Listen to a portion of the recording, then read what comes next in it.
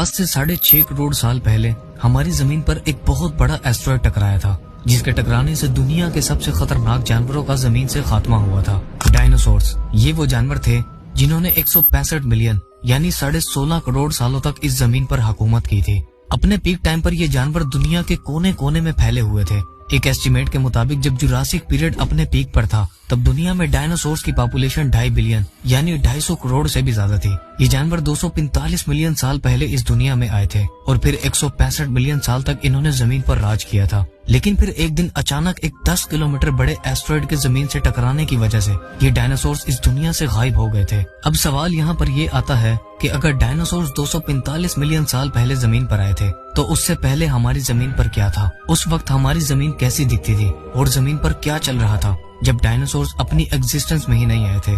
और किस किस तरह के जानवर हमारी जमीन पर मौजूद थे? आज की इस वीडियो में हम जानेंगे कि कैसे जमीन पर ट्रायसिक पीरियड की शुरुआत हुई थी और डायनासोर से भी पहले की दुनिया कैसी दिखती थी और किस तरह डायनासोर्स का इस दुनिया में जन्म हुआ था।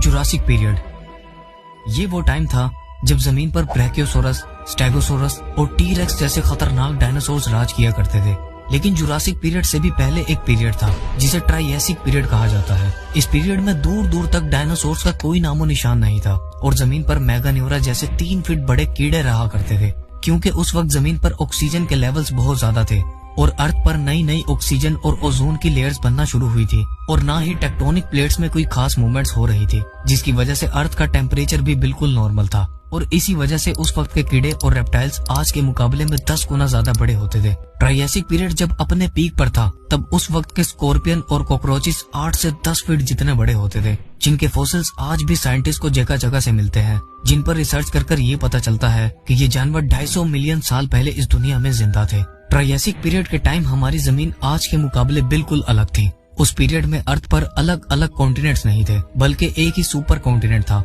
जिसका नाम था पेंजिया। इस कॉन्टिनेंट में जमीन के सारे हिस्से एक दूसरे से जुड़े हुए थे, जिसे अगर स्पेस से देखा जाता तो वो सी शेप का स्ट्रक्चर बनाते थे। ट्रायसिक पीरियड के टाइम जहाँ कीड़े और रेप्टाइल्स इतने बड़े और खतरनाक थे, वहीं उस दौर के जानवर यानी उस दौर के शिकारी भी बेहद बड़े और खतरनाक थे।